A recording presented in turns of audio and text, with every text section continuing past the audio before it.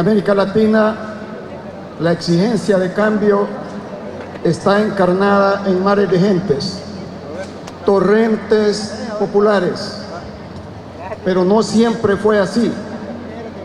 En El Salvador, la causa de la independencia fue activada inicialmente por pequeños grupos de criollos, mestizos, de pobladores originarios, de heroínas furtivas como María de los Ángeles Miranda.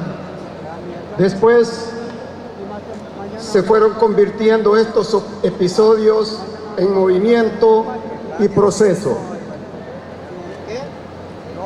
Hoy somos marea, pero la marea no siempre es una constante histórica. Aunque en los devenires de la vida social nada brota por generación espontánea. Hubo pasajes de nuestra historia en donde un pequeño puñado de hombres y mujeres, fortificados en sus convicciones políticas y en sus arrojos, fueron la espoleta que desencadenó procesos y en algunos casos una transformación de aquellos mismos desarrollos históricos. No hay cierre de ciclo progresista en el continente. No hay cierre de ciclos progresistas en el continente. Si la proyección de las fuerzas democráticas y revolucionarias está orientada por la resolución de luchar, la decisión de vencer y de llevar las transformaciones hasta las últimas consecuencias. De esta manera quiero saludar al compañero presidente de la República, Salvador Sánchez Serén, a nuestro coordinador general, Medardo González, y a la Comisión Política, a los compañeros de la mesa, a Mónica, a todos los queridos hermanos del Foro de Sao Paulo, a nuestros embajadores y delegaciones que nos acompañan. Muchas gracias y un saludo también muy especial a nuestros compañeros diputados y diputadas y por supuesto a nuestra militancia, esos muchachos y esas muchachas que han hecho posible las dos grandes victorias de nuestro pueblo. La historia de los cambios puede sufrir reveses. Esa es la lucha, pero la historia no se detiene y una fuerza de raíz popular tiene la obligación, tiene el deber, no solamente de remar del lado de la corriente histórica, sino de reprogramar nuestra nave y repuntar en la creciente. Visión estratégica y sentido práctico es una de las lecciones aprendidas en El Salvador.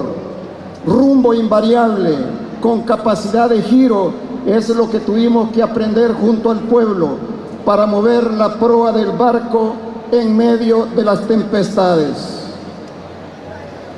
El Partido Comunista de El Salvador, dicen los compañeros que nació en los entornos del lago de Ilopango, en realidad nació en los entornos de un volcán que sigue estando allí bajo las aguas.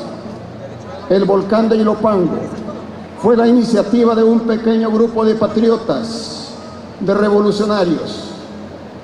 La primera guerrilla en El Salvador, la CPPL Farabundo Martí, igualmente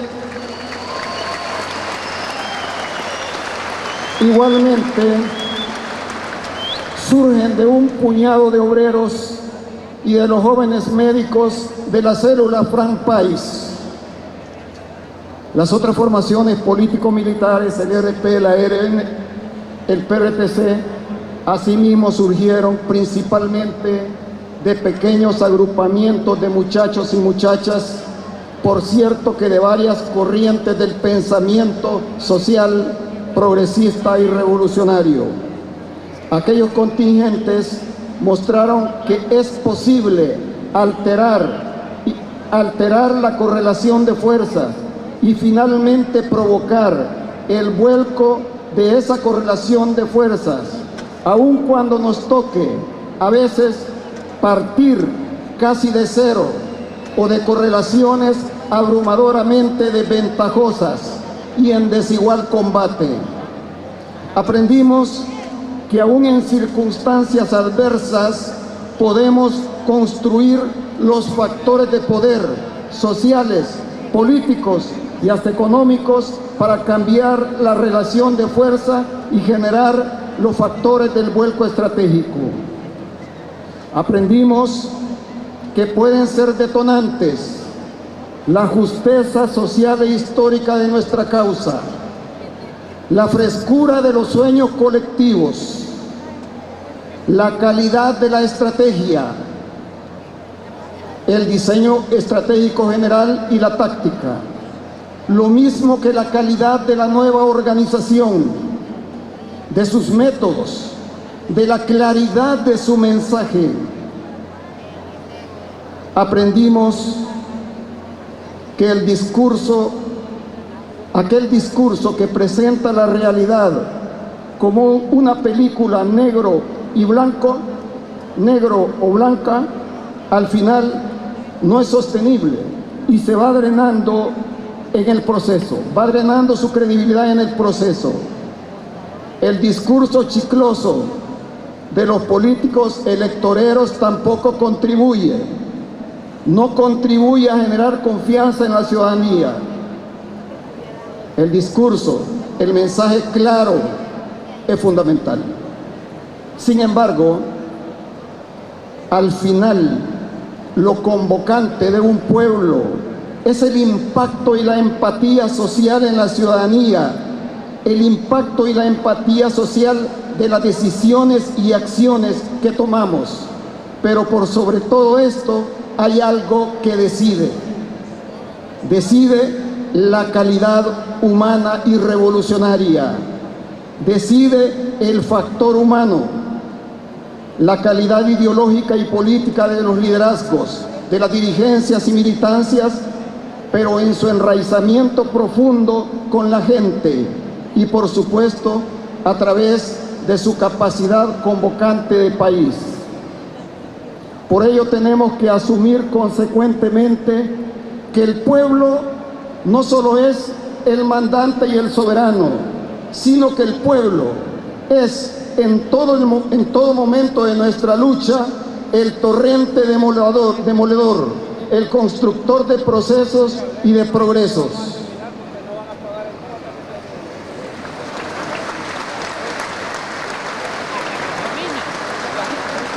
En el mismo siglo de la independencia respecto de España, la oligarquía capturó al país, capturó al poder, usufructuó y engordó su propio poder económico, impuso más tarde una dictadura militar y usó ese poder para romper al país, para fracturar al país, para dividir al país, para enfrentar a la patria y para sangrar a nuestro pueblo.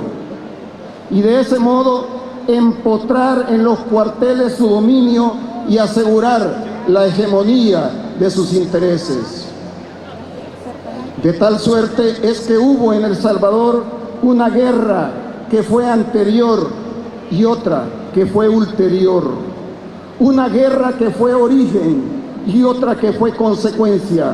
Una guerra desatada a finales de los 60 y la guerra civil que estalla a inicios de los 80. Ya en los últimos años de los 60, la dictadura declaró la primera guerra autodenominada preventiva contra nuestro pueblo. Entonces, los oficiales eran adiestrados con los manuales basados en la teoría de la guerra preventiva sistematizada en Vietnam por el general Maxwell Taylor. Se había declarado una guerra, aunque todavía en El Salvador no había nacido ninguna guerrilla. Fue la táctica de ahogar en sangre y fuego las aspiraciones populares con el objetivo de impedir así el brote guerrillero y, si eventualmente surgiera, ahogar al niño en su cuna. Tal era su objetivo enunciado. Lo que sucede es que en aquellos tiempos la metralla viajaba solo de arriba hacia abajo. De este modo, hubo una guerra que fue causa y otra guerra, la guerra popular, que fue respuesta, una bastarda y otra legítima.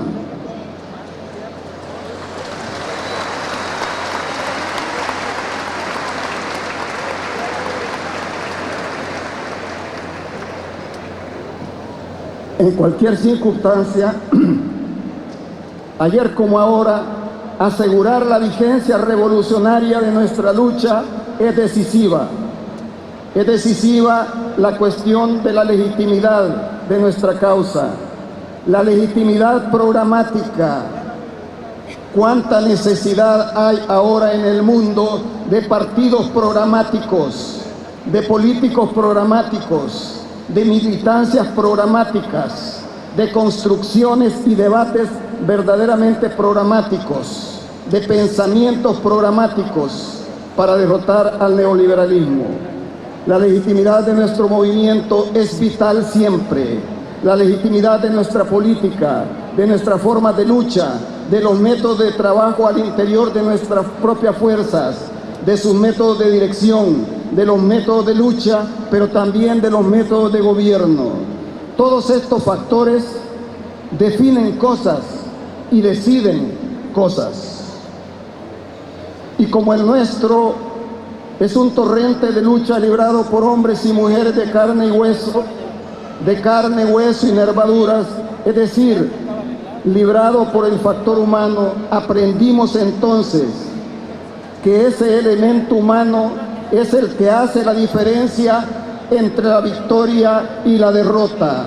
La calidad del factor humano, la calidad de seres humanos que forjamos y que somos, la calidad revolucionaria, su talento, sus destrezas, ello es siempre lo decisivo. Pero qué importante es la calidad de las personas y colectivos, la calidad de las conductas que el pueblo ve y también las conductas que el pueblo pareciera no ver.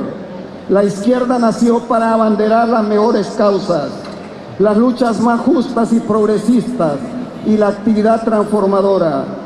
Si el fin es correcto, sus métodos tienen que ser en consecuencia correctos. Un aprendizaje de las horas difíciles es que siempre es importante la legitimidad de nuestra lucha. En el fondo de la legalidad debe estar siempre la cuestión de la legitimidad. La justicia social debe ser el fundamento del derecho. Siempre estar al lado justo de las cosas. La guerra de nuestro pueblo fue 1000 veces justa y 1000 veces legítima. Primero,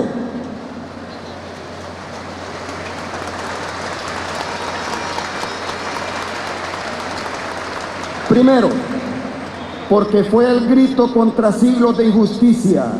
Esa fue su profunda raíz económica y social interna.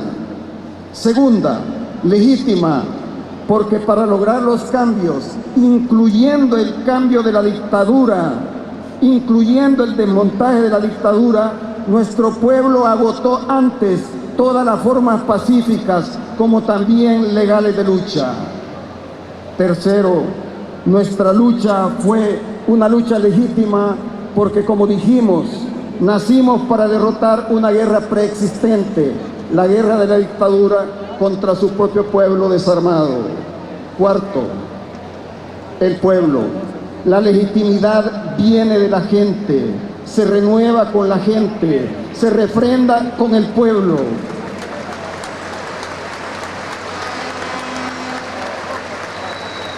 Hay una cosa que es importante distinguir. No fue el inmenso apoyo popular el que nos legitimó principalmente, no fue eso. Fue la fenomenología de un pueblo en lucha contra la dictadura, de todo un pueblo en guerra contra la dictadura, la guerra de todo el pueblo. Y eso fue un aprendizaje del pueblo de Vietnam. Gracias, Vietnam. Hay que decirlo claramente. Gracias, Vietnam, por haber realizado probablemente la hazaña, la proeza más asombrosa de todos los milenios. Gracias, pueblo de Vietnam.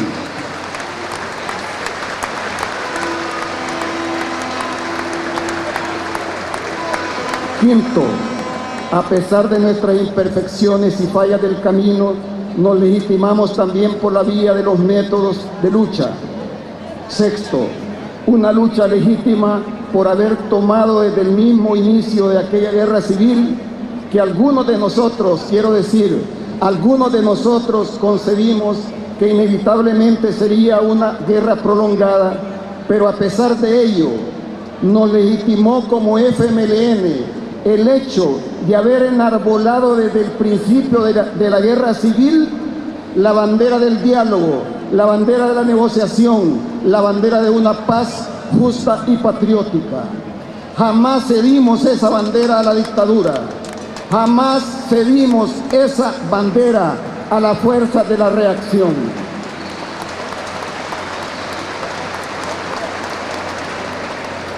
Por supuesto que fue aquella una paz militar. Fue aquella una paz militar, porque la paz social solo se construye con justicia social, con el crecimiento de una prosperidad social y equitativamente compartida, y con libertad dentro de una sociedad solidaria y fundada en los derechos de la gente. Séptimo, también creo que es importante decirlo o reiterarlo en el Foro de Sao Paulo. Hubo otros factores de legitimidad. A todo ello se sumó la declaración franco-mexicana que temprano nos reconoció al FMLN-FDR como fuerza representativa. Importante la generosa solidaridad de todos los pueblos del mundo, de los gobiernos y países hermanos, como Vietnam, como Cuba, como Nicaragua. Estaremos eternamente agradecidos, como la solidaridad de todos los pueblos y movimientos hermanos, factor que no solo operaba sostenidamente como apoyo material, humanitario o político, sino también como un factor de legitimidad de nuestra lucha. Pero día a día, lo que de fondo legitimaba al FMLN ante nuestro pueblo era sin duda nuestra lucha, refrendada con la entrega incondicional y hasta las últimas consecuencias por millares y millares de sus mejores hijos. La sangre derramada, las batallas libradas y la integridad política de nuestra militancia es lo que nos legitimó ante nuestro pueblo.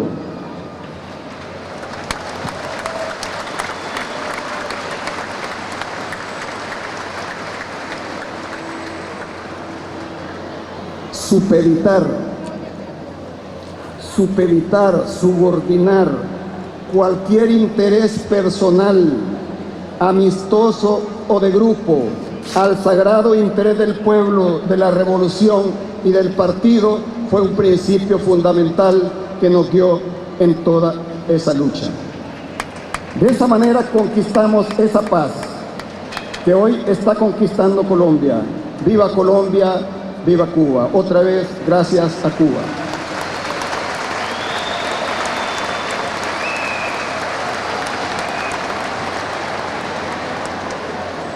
Cuando ya entramos a la etapa en que fue necesario pasar a la negociación política, quiero compartirles que hubo una coyuntura en la que ya era el momento de negociar con la más alta representación del mando militar de la dictadura. Debemos aceptar que tomó tiempo para que nosotros asimiláramos que en aquellas condiciones era inevitable entendernos con los militares, algunos de los cuales, con aquellos mandos, algunos de los cuales estaban relacionados con los hechos más grotescos de la guerra. Sin embargo, ya antes habíamos intentado infructuosamente una solución política con el presidente Duarte, pero no fue posible avanzar más allá de esporádicos diálogos. ¿Por qué? Porque aquel presidente no tenía ni el poder del gobierno, ni el poder militar, y tampoco representaba al poder económico. Fue necesaria, por decirlo de alguna manera, una terapia de realidad. Tú finalmente negocias con quien tiene el poder de hacerlo.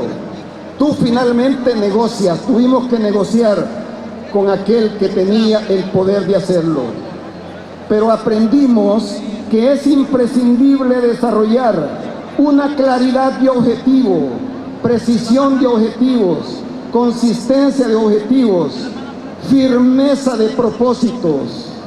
A veces las metas que nos trazamos son indicativas, pero cuidemos los objetivos, cuidemos al final los grandes propósitos.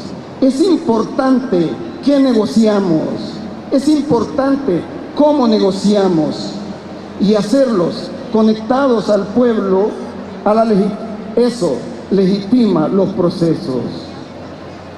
Algo distinto son los negociados corruptos y debajo de la mesa que hacen los políticos tradicionales. Hay una gran diferencia. Siempre en estos temas del diálogo, de la construcción de entendimientos, siempre hay un mapa de riesgos. Siempre habrá un mapa de riesgos. Y nosotros, frente a las propensiones a la rigidez, frente a los riesgos de la esclerosis política, en aquellos desarrollos de toda la estrategia político-diplomática, el FMLN aprendimos un principio de conducta que a lo mejor todavía siga siendo válido frente a todas las inesperadas vicisitudes de la guerra. Lo voy a decir tomando prestadas las palabras que escuché de una compañera comandante que cayó en Chalatenango. Con la firmeza del roble y la flexibilidad de la palmera. Con la firmeza del roble y la flexibilidad de la palmera. Eso escuché de boca de la comandante Susana, hermana Virginia Peña, hermana de la compañera Lorena Guadalupe Peña. Eran momentos difíciles. Nosotros estábamos en la montaña y a veces no terminábamos de entender qué estaba pasando en la mesa de negociaciones, pero teníamos claridad de ese principio. La versatilidad política es importante, como la lealtad al pueblo es fundamental. Años más tarde, cuando ya nos desenvolvíamos en el ruedo estrictamente legal, político y parlamentario, tuve con otros compañeros el privilegio de escuchar un día las reflexiones de un inolvidable hermano, de un muy inolvidable hermano, creo que para una gran cantidad de compañeros de la dirección del partido, Ramiro Abreu. Él reflexionaba en algún momento que ante lo intrincado y a veces confuso y a veces liso de la lucha, del campo de la lucha que nosotros enfrentábamos en aquella época, y ante esos riesgos de la rigidez, él apuntaba: si te has metido ya al cuadrilátero, afirma bien tus pies, pega con la izquierda, pero mueve la cintura.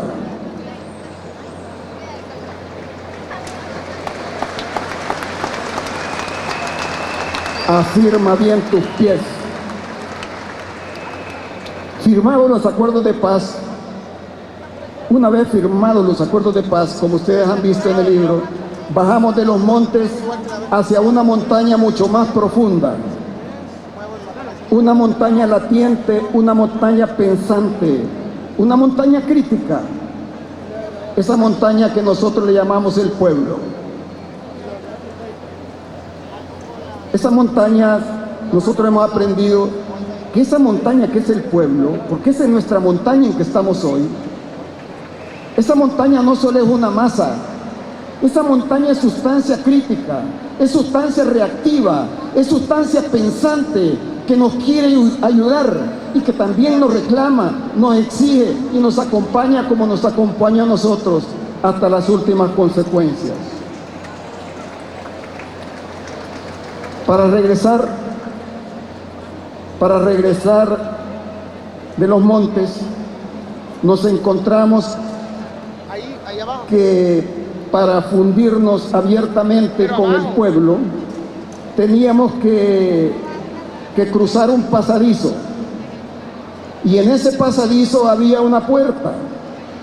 Y esa puerta para nosotros significaba la entrada al sistema político. Estábamos respirando el aire puro de las montañas. Y nosotros entramos al sistema político, al mapa de riesgos. Entonces cobró una renovada vigencia una de las nociones más rudimentarias con las que se forjaron los patriotas revolucionarios desde el periodo inicial, partir de cero, que nos decía, era un principio que nos decía cuando formamos a los primeros combatientes guerrilleros, y decía así: no es el medio el que debe influir, no es el medio el que debe engullir al revolucionario, sino el revolucionario el que debe impactar en el sistema para transformarlo.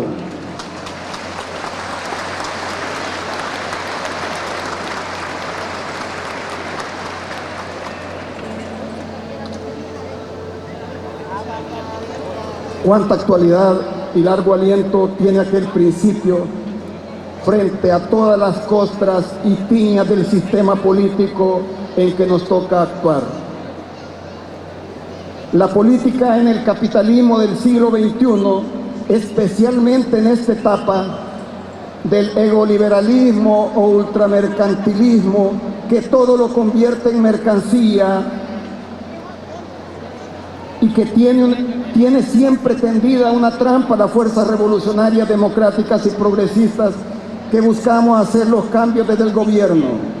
Hay allí, en la parte más oscura del sistema, del régimen político, una pegajosa red tendida para intentar atraparnos como moscas y cooptar a las fuerzas del cambio.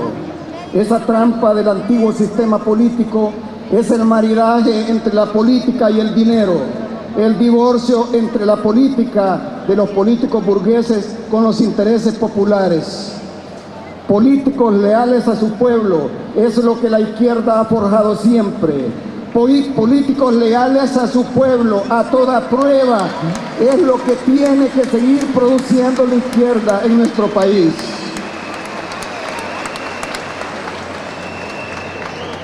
En concordancia, en consonancia con toda esa podredumbre de las envejecidas estructuras del sistema político, la máquina de hacer mentiras está activada. La máquina de hacer mentiras está activada.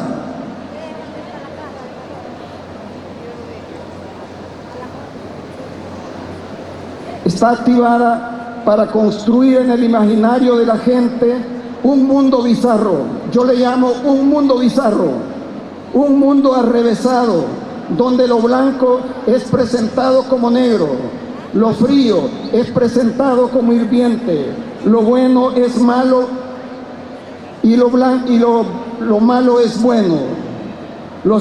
Lo bueno es malo y los villanos ahora son Marvel superhéroes, donde los líderes honestos serán presentados como indecentes y la cleptocracia y las mafias corruptas que han saqueado a los pueblos, autócratas y dictadores que sacaron capitales mal habidos a las cloacas del capitalismo, que son ahora los paraísos fiscales montados por el mismo sistema, esos políticos burgueses seguirán siendo hombres honorables, los nuevos ricos. En este planeta bizarro que fabrican, el mundo del AMPA será presentado siempre como competitivo y democrático. Por eso es que tenemos que aprender a combatir en todos los campos, en todos los escenarios. Tal vez no sea ociosa aquella providencia que nosotros extraemos de allí.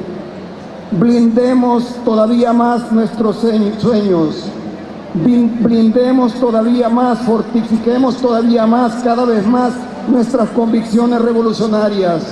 Cerremos cualquier flanco, porque el sistema político en el que operamos en países como El Salvador es un campo minado y está sembrado de tentaciones. Los operadores del sistema están al acecho. Los operadores del sistema están al acecho. Apátridas a la carta, lumpen capitalistas que aprovecharán cualquier flaqueza para intentar descomponer a las fuerzas patrióticas. La exigencia que el pueblo siempre nos hizo no solo es hacer algunas diferencias con los políticos anacrónicos. Establecer alguna diferencia probablemente no es suficiente. El matiz no es suficiente. La izquierda tiene que marcar la diferencia de fondo, ser esencialmente distintos y ser contrapuestos a la política tradicional y retrógrada.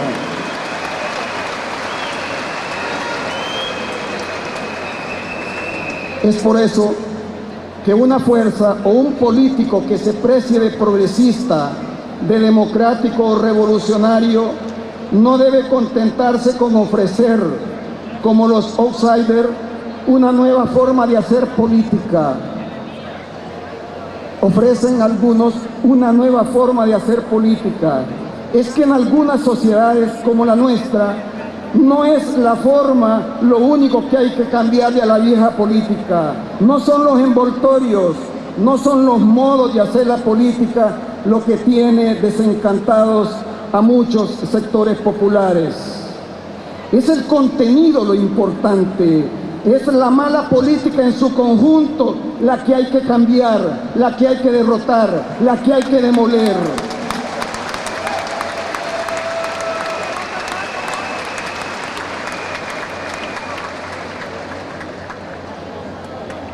Hay que tener en cuenta que hay toda una estrategia en los últimos 30 años para desempoderar al Estado, desempoderar y suplantar lo público, desempoderar la política.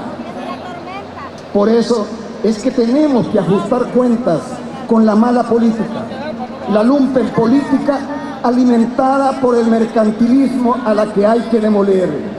Y para ello, somos la fuerza de izquierda, las fuerzas progresistas, las fuerzas revolucionarias, las fuerzas patrióticas, las que tienen que reafirmar a la política en su más noble, original y revolucionario sentido.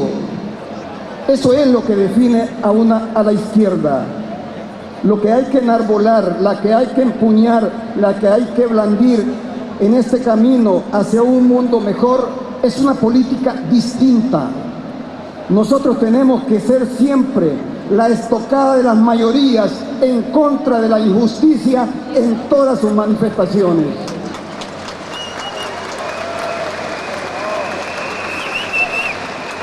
Luchar contra los grandes intereses creados, luchar contra los grandes intereses creados, acostumbrados a una política de privilegios, pero también combatir los interesitos criados que se mueven en las galerías políticas y que al final de cuentas son los que traicionan los intereses del común, sirviendo al final a los intereses de las oligarquías y a los poderes transnacionales.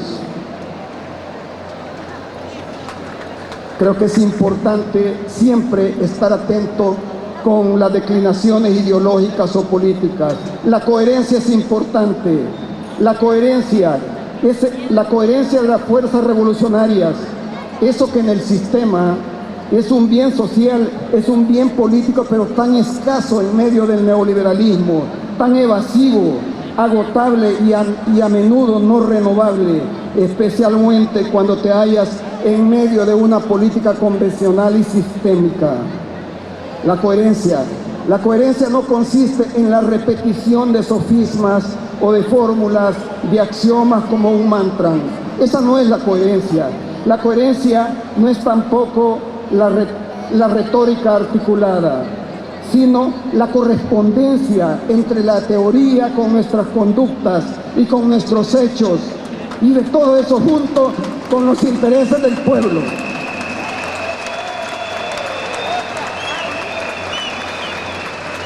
La coherencia entre el programa ofertado al pueblo, entre el programa ofrecido al pueblo y aquel programa real por el que la gente nos ve luchando todos los días. Eso es coherencia. Y ciertamente quiero confesarles lo que yo siento. No es fácil. A decir verdad, no es fácil. Puedo dar fe. La coherencia del credo ideológico y el programa ofertado con las decisiones concretas que ya en calidad de ejecutivos, de legisladores o como gobernantes locales adoptamos. Eso es fundamental. Nosotros tenemos el honor de contar a la cabeza de nuestro gobierno con un hombre coherente de toda su vida, honesto a toda prueba, honesto a toda prueba. La coherencia de la gran construcción teórica estratégica y a veces doctrinarias que sabemos hacer con la política que cotidianamente impulsamos. La coherencia de los grandes lineamientos de política pública y de política partidaria ya con las ejecutorias concretas, con las acciones concretas y las medidas operativas que adoptamos, es decir, con la práctica.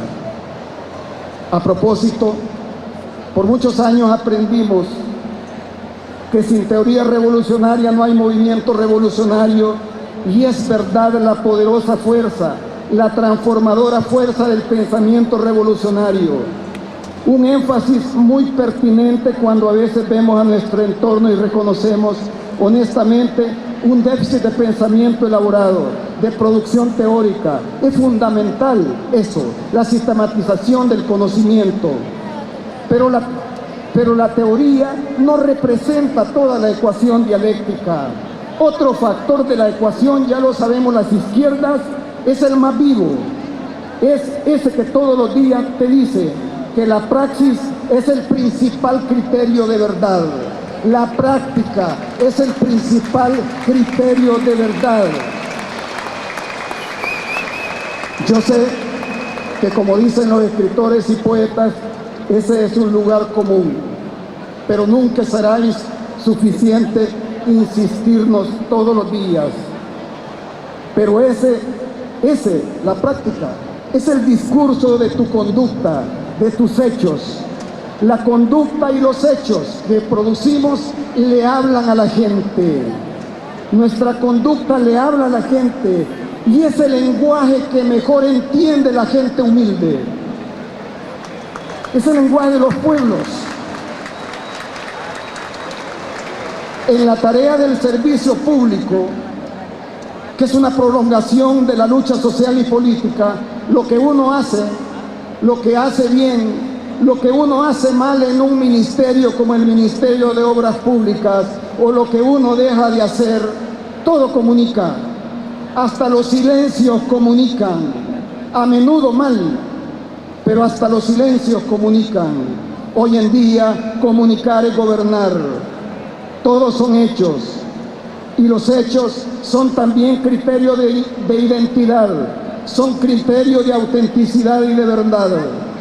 A propósito de la identidad, cierto día, un grupo de hermanos diputados y diputadas fuimos invitados a escuchar la disertación de un conferencista europeo.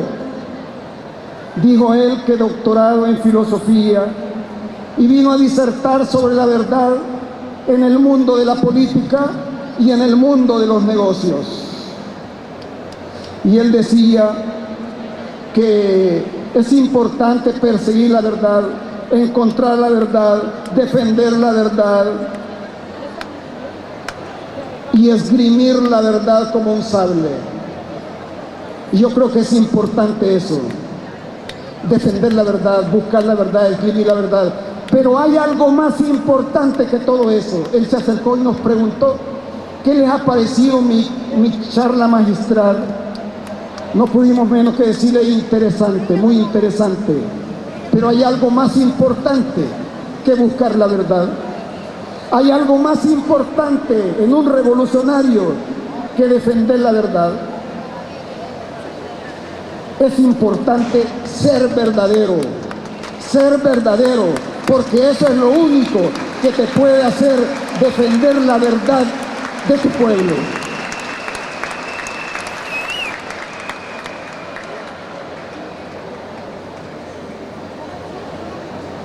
Y es que cuando las palabras son insuficientes, a veces las palabras se nos vuelven insuficientes a pesar del poder de la palabra, para hacernos escuchar en un debate, en el sistema, frente a la grillería, el ruido.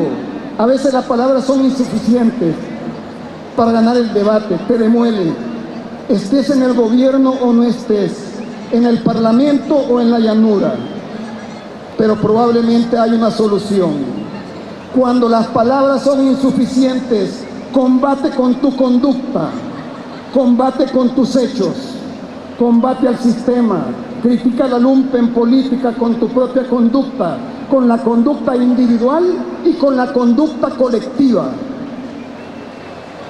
con el quehacer y la práctica personal y colectiva de los contingentes revolucionarios, progresistas y democráticos. Hace unos 20 años comentaba con mi compañero de la mesa, era el vicepresidente de la Asamblea Legislativa, y me dijeron, mira, viene un soldado que va a venir al foro de Sao Paulo, tememos que lo maltraten en la aduana, en inmigración, y se me encomendó irlo a recibir hasta el avión. Es el comandante Hugo Chávez. Venía al foro de Sao Paulo, me tocó atenderlo.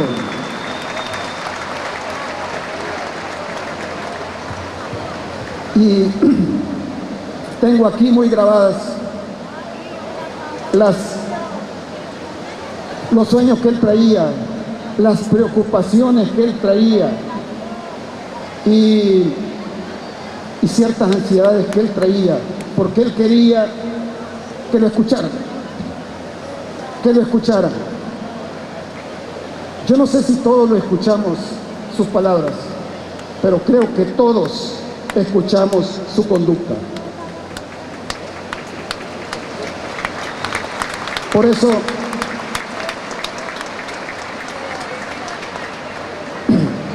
y me estaba acordando de Venezuela precisamente, porque nosotros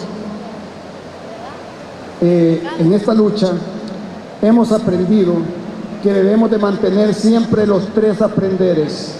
El primero, aprender a aprender.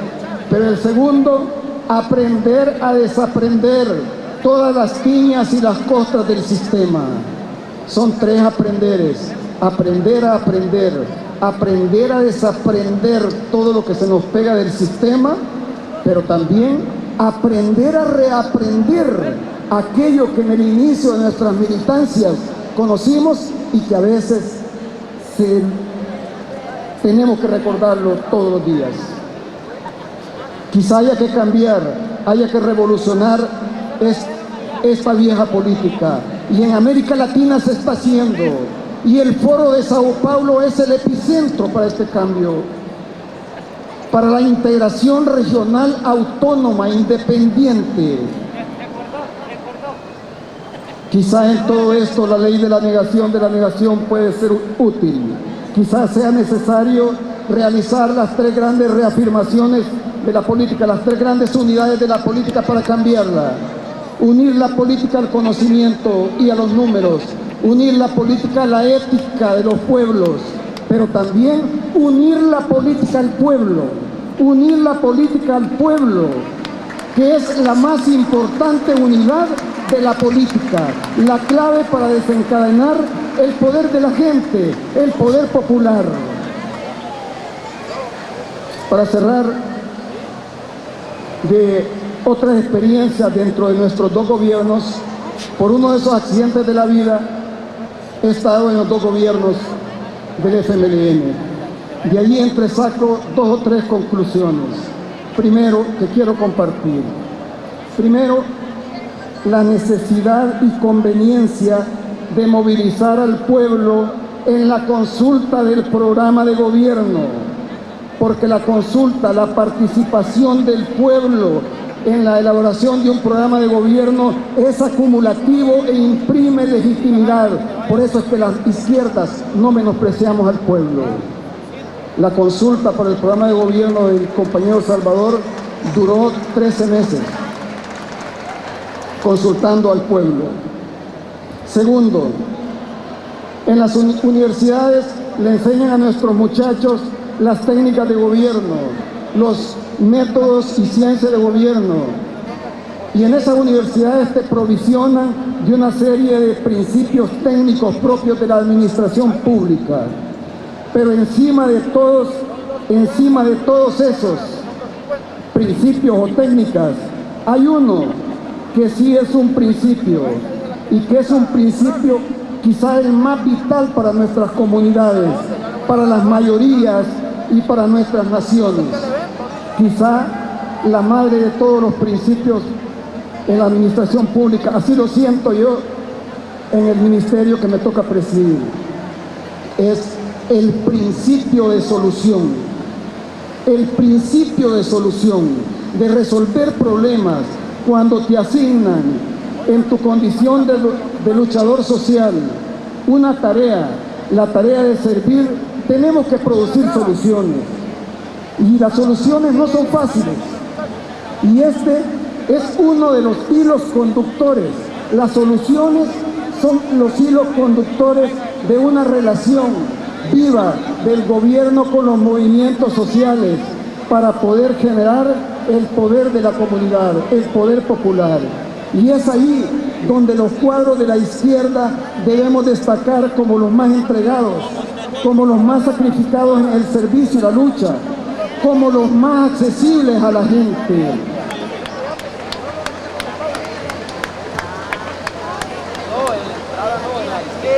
Los políticos del pasado, al llegar a una responsabilidad pública, a menudo sufren una metamorfosis kafkiana. De pronto se vuelven escarpados e inaccesibles. Se les sube el funcionariado a la cabeza. Pero volviendo al principio de solución, las mujeres, los hombres de izquierda han de ser efectivos, los más eficaces que la tecnocracia convencional. Nunca podríamos justificar la desidia de un compañero, la indolencia o la ineficiencia. Nunca. Nosotros tenemos que ser los más efectivos, o por lo menos los más sacrificados. Quizás sea importante volver a nuestros ancestros. Quizás sea importante volver a la sabiduría de nuestros pueblos originarios, a la sabiduría incaica. 4 sencillas reglas, decían ellos: Amazúa, Amalula, Amaquela y Amalum, que quiere decir: no seas ladrón, no seas mentiroso, no seas falsario, no seas ocioso, no seas flojo, y no seas servil ante los poderes. No seas servil ante los poderes.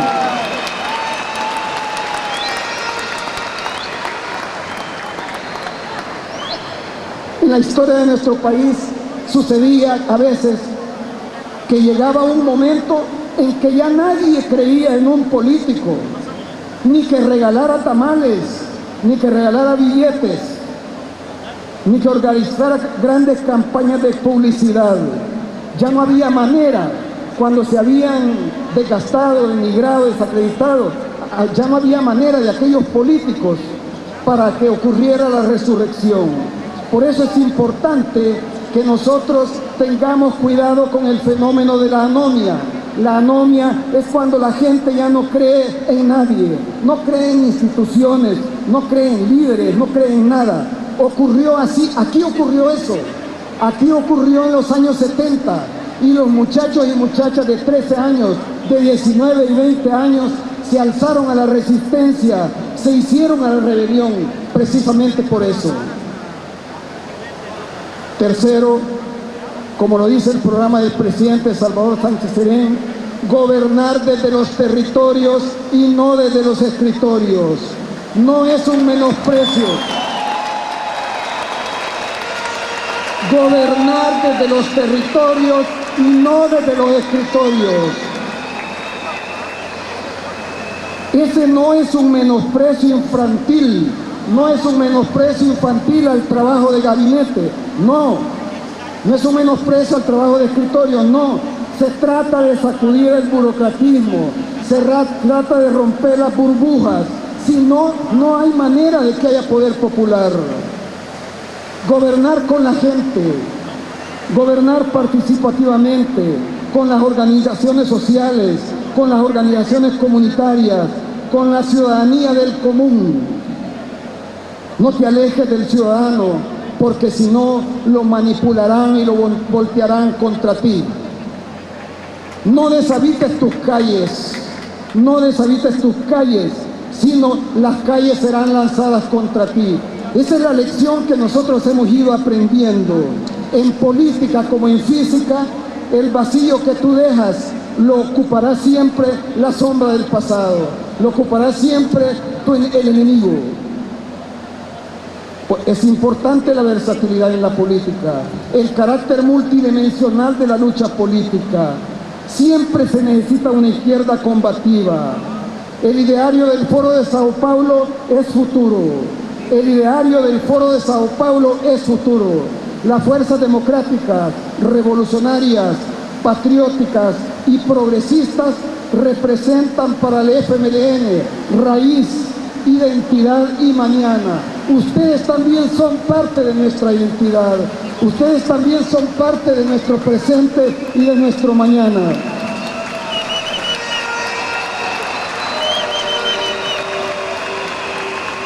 Cuando llegamos al Parlamento, en la primera generación de diputados, con Lorena Peña, con Norma Guevara, con Roberto Lorenzana, me recuerdo que estaba de moda que a los de la izquierda nos decían que éramos,